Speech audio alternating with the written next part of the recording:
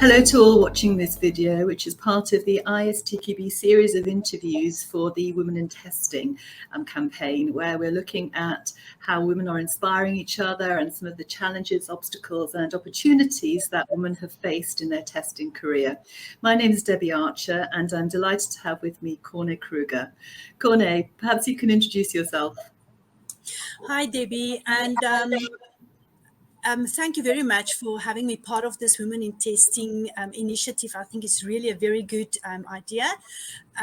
So if I can introduce myself, a little bit of my background. I actually started as a teacher a long time ago, and then I got involved in IT. So currently I am the founder and CEO of Impimpi Technologies, and we specialize in the training of software testing training courses and some other services as well. And then I'm also the main founder with other members of the Southern African Software Testing Qualifications Board. Is a long name. We normally refer to that as the SASTQB. Initially started as South Africa, but then in 2020 we extended to Southern Africa, including 17 African countries. And you're also involved with one of the SASTQB working groups, I think? Yes, I got involved with the TBOC SASTQB TBOC working group. Phew, that was quite a few years ago. I used to be the chair of the TBOC, but currently I'm just a member. Amanda Lowe from Canada is currently leading that. Yes. So that's the testing body of knowledge for anybody who's watching. Just to explain TBOC a little bit. Yes. Yeah. Corne, why do you think now is a good time for women to get involved in software testing as a career? Well, I think that for me in the IT industry, what I see is with all my interaction with the public, attending the training courses and so on, I see there's a lot of women attending the training and getting certified. There's also a lot of ladies, many ladies at the universities as well. And I think at the moment for me, with the upcoming technologies, with the AI and all these new technologies, although I know that in the if you go and do some little bit of research, the statistics show that women are not that involved in technology and like the STEM technologies, like the mathematics and all those.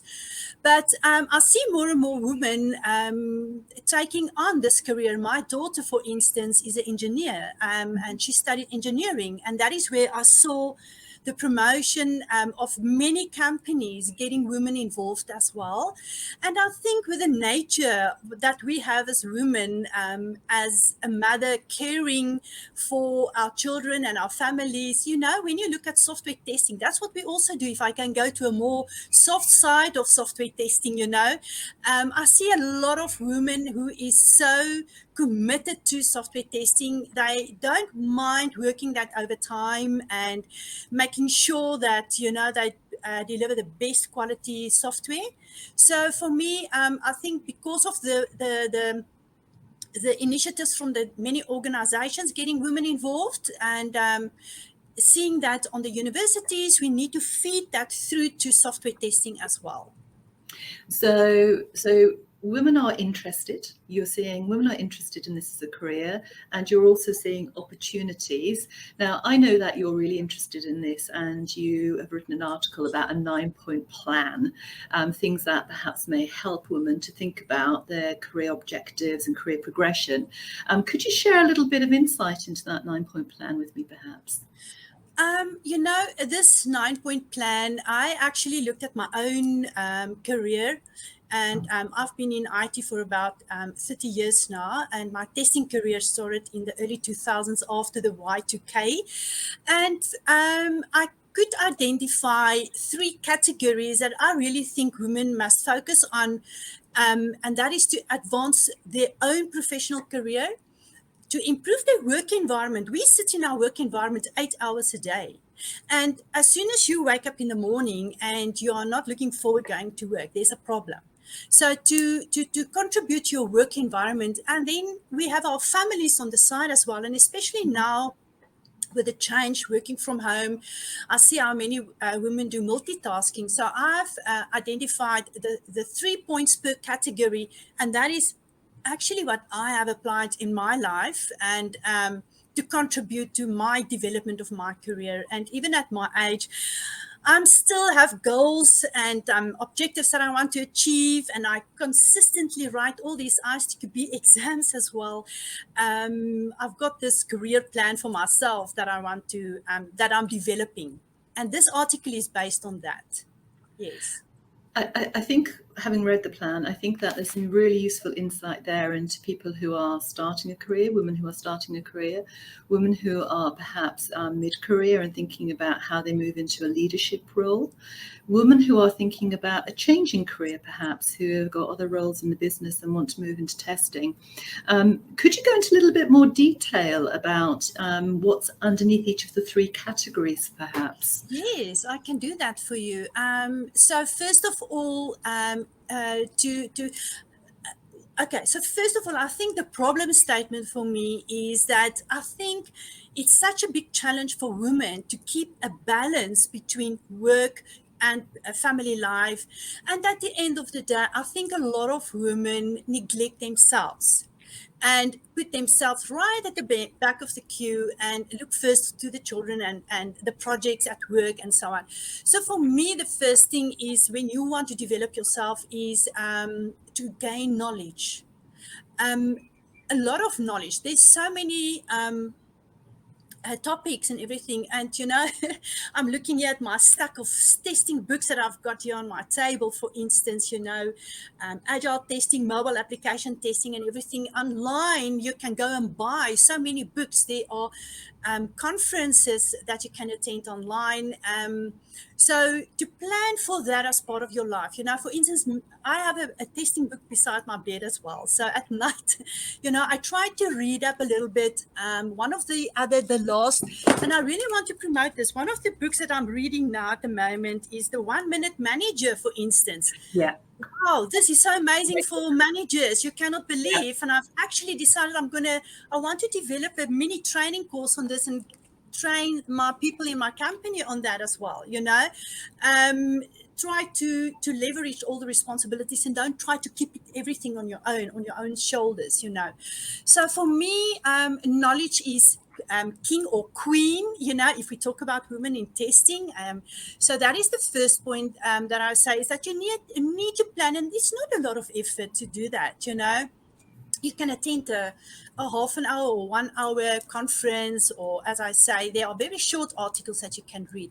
The next point for me, and I think that might be the hurdle for getting more women in place, and maybe that links to your first question, is to get more technical.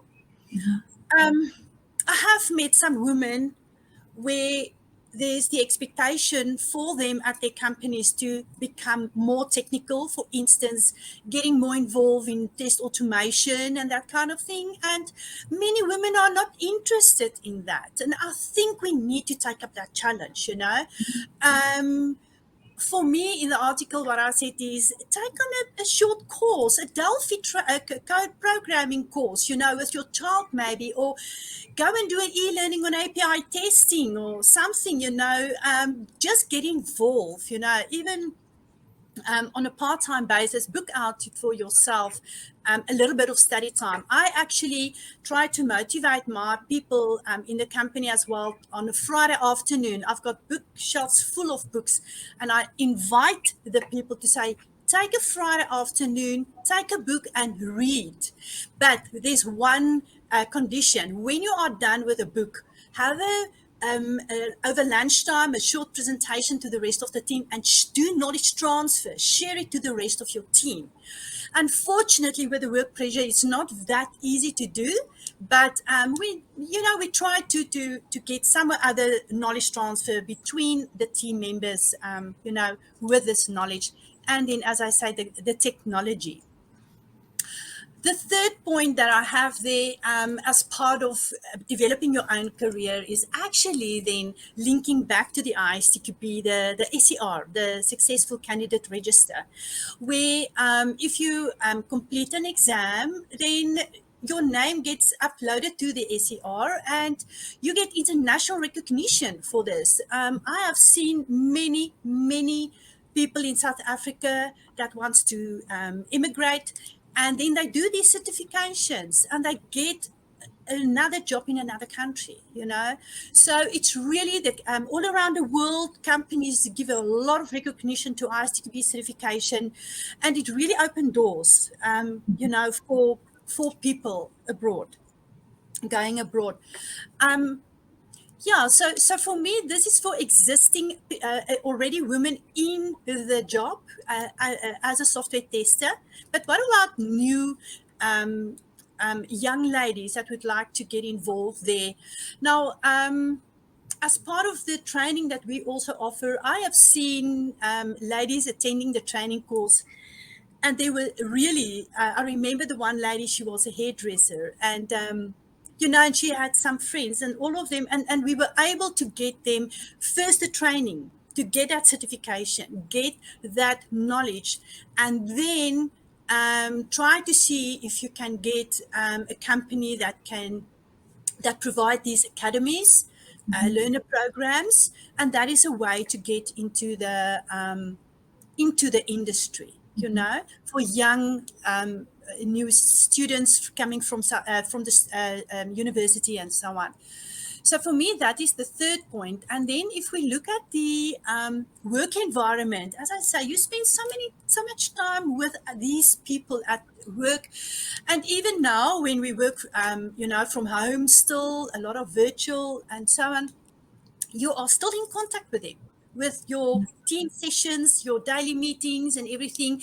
And one of the most important points for me is keep the lines open. That communication channel, I see that as one of my biggest challenges. And I try to learn myself these active listening skills. And now when I listen to people, sometimes it's very frustrating for me, because I realize now how bad our communication is sometimes. We say, he has sent you this report. Who is he? Where did he send it to? So what we also use in our office is the Racy Model. I don't know if you know the Racy Model. That really improves the communication, identify the roles and responsibilities and everything. And, you can even create a job spec from that, employ new people, identifying gaps in your teams and so on with this Racy Model. But yes, keep the lines open, make sure that all the team members can communicate effectively with each other. And, very often I see that people are afraid asking questions. And I try to challenge people to ask questions. You are not dumb if you ask a question. There's not such a thing as a dumb question, And then let's go do it. The team effort. If there's really a big problem on the team, to build the team dynamics, don't say you made a mistake, go fix it. It is, we've got a problem. How are we going to sort it? And it's again about building that the maximum performance within the team. And then for me, another point, and I so wish I can see that to improve in worldwide in all the organizations, is continuous improvement on our processes and so on. And for me, that is where the TMMI comes in, the test maturity models integrated, which is also a certification that you can get, and to promote and help companies to improve their maturity levels based on those 5 levels of that in the framework of the TMMI. So that was from the work point of view. So there are actually 6 points for yourself and for your work environment. But then at the end of the day, we have our family. So the glue that holds the family together, women are the glue that keeps the family together. And to find that balance between everything, I think that's really a big a challenge for women, especially in some cultures where there's this expectation that the woman not only will work full time, but also have the responsibility of looking after the children, and then go home tonight and cook a meal for the family, So to get that balance, and I try to motivate support for the lady in the house, like in my house, for instance, I don't make dinner 7 times a week.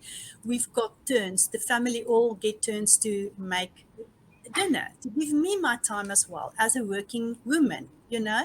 So find a balance. And I think for all of us working from home, my suggestion, and I know personally I struggle with that, you need to get a cut-off time. I will sometimes sit and work here till 10 o'clock at night. I don't know if you have that problem as well. But if you make an arrangement with the children to go and take the dog for a walk, maybe at 5 o'clock, so that when you come back, then you shut down from work and you start giving attention to your family, for instance, And then, lovely, the networking, I think with this new era that we are in now with COVID and everything, this online shopping is lovely. I never used to do that before COVID. I used to go to the shops. But it is so convenient now to shop online, get your groceries delivered at home. It really saves you a lot of time, and it is time free available for you to do something else more valuable than going to a shop and standing in a long queue. So for me, that is also, and not only around the online shopping, but networking with other mothers in your area and everything to make your life easier. In the article, I also mentioned that I'm a single mother. My daughters are now both grown up.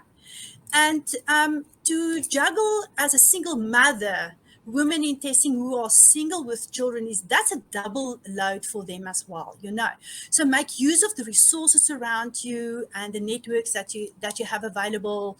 And then the last thing that I have there, which is for me actually a very special, and that's something that I share from my own experience, is to live in the moment. I think we are so busy and everything. The other day, actually, we had a look at pictures. We went through old photos and everything, and we looked at some holiday pictures. It was actually at Sudwana. It's a beautiful beach here in South Africa. And we realized that we will never, ever in our family have that time again. Even if we go now, it will never be the same because some of our family members are not with us anymore. Yeah. So live in the moment. And then, like when my daughter was a baby, and I will hold her and I will look at her and I will say to myself, she's never going to stay this small. I need to remember that.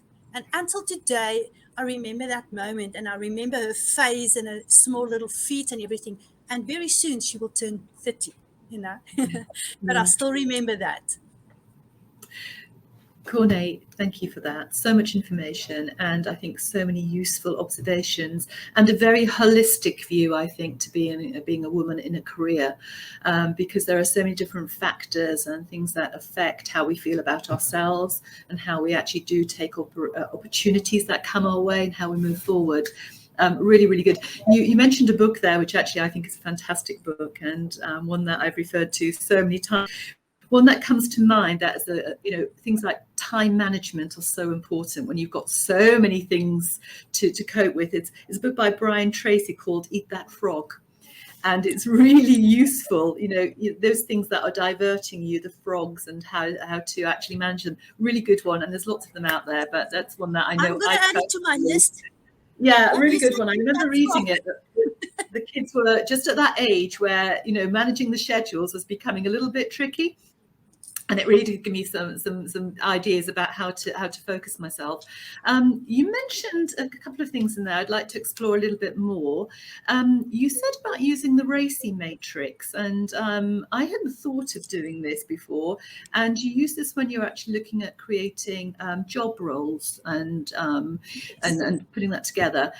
So can you just tell me a little bit more about how you might use a Racy to do that? Because an observation that I have is that sometimes the job opportunities that are out there, the way that the adverts and what have you are presented, can sometimes be a little off-putting for women. So I'm interested in how you use Racy to develop a job role.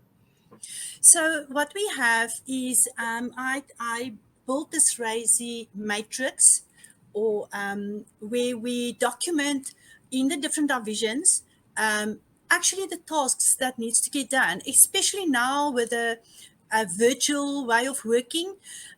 So what I've got is I've got the R is, for instance, your responsible person. That is the person who needs to do the work. And then accountable. Accountable will, if something goes wrong, will take the responsibility for that. Now, very often the responsible and the accountable are the same person, but not always.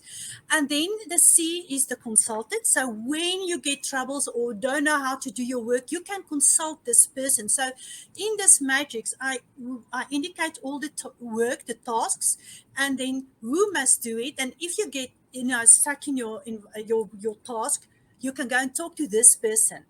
That person will consult you. And then what I also realize is very, very often, and that goes back to your communication.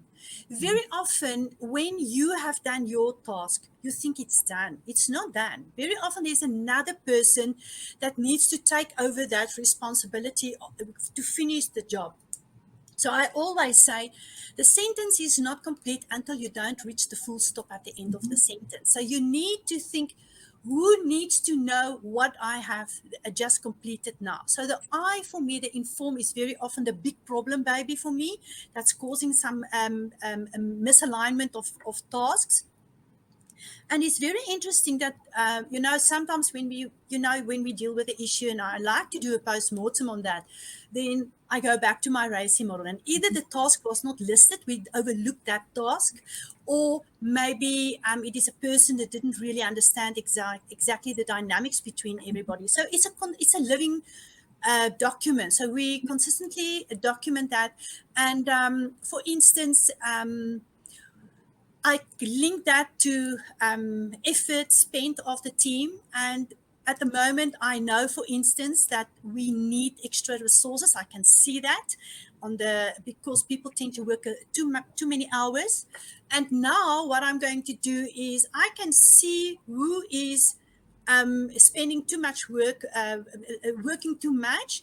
And I've got my tasks, and I can filter this thing. And then I get my tasks that I would like to appoint a new person for, So then you can extract it to say who is the accountable person. And then also we can use it for training purposes when there are new people coming on board. You can use that as training as well to explain the company to them and the team dynamics and everything. Really, really helpful, Corne. Thank you very much for that explanation.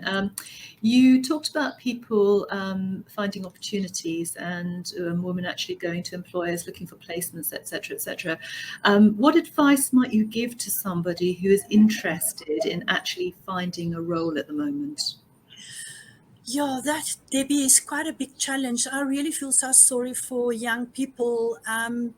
The companies really, it is valuable for a company to employ a person with experience, but we need to give opportunities to our young people as well. In South Africa, for instance, we've got a Girl Friday initiative where companies invite young girls, maybe in their final school year or in their final university year, to their companies to give them exposure into the work environment. And very often, if there's a connection, they might get them involved in a career plan, a development plan, and so on. But if somebody does not have that opportunity, what I will really suggest is that knowledge is king. There's so many on-site, online support available.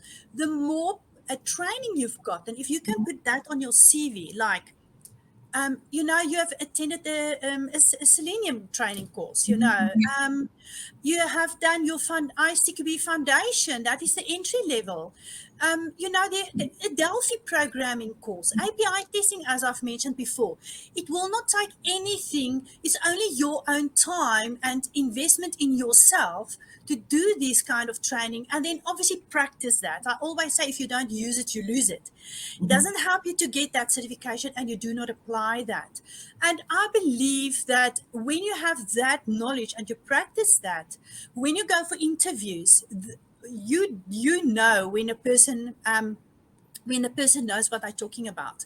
And that will give you that knowledge and background that you need. But then obviously, ideally, you need to get like in an academy, or there are companies taking in new people. But then it's your own responsibility to not only, for me, you need to walk that extra mile, to show that you are different than others, and that's sell your qualities. So if you employ people, so if you're looking at a CV, what are the standout things on a CV which make one person stand out from another? And particularly thinking about some hints for women who are thinking about submitting CVs. Sure, Debbie. Okay. You know what I have realized actually is, for me, I can train a person, I can help a person to gain knowledge, but it's very difficult um, to change a person's personality. So, for first of all, if I look for people with the right attitude, motivation, those soft skills. More and more companies do look at the soft skills of a person, the right attitude, if they fit into the team. I also have I've got a lady who, a company that all, if we end up with a short list of CVs, then we do a brain profile analysis on the people. We ask them to complete the survey, and we then can identify their personality types and the way how they prefer to work. Are they a checklist person, or an extrovert and that kind of thing? And we consult this company, and they help us to see if this person will fit into our environment. So for me, if I must answer you, then for me, I more look for the soft skills. But another important thing for me is I look for consistency. I like to look for a person that stay with one company. If I need to decide between two people, and the one person were at with this company for 10 years and this other person was job hopping, we call it job hopping, I'll prefer the person who was working for a long, consistent time at a company, because I want to invest in people. Yeah. I want people to stay a long time with me, and I want to invest in their development and so on. Yeah. Corne, thank you ever so much for your time today. We've covered an awful lot, and I have to say again that your holistic view that you gave earlier for women who want to become testers, involved with testing, I think is really, really useful, and hopefully we'll be able to share a little bit of information about where the article is published at some point. Thank you ever so much, and thank you to everybody who's taken time to watch this video. Thank you. Thank you, Debbie.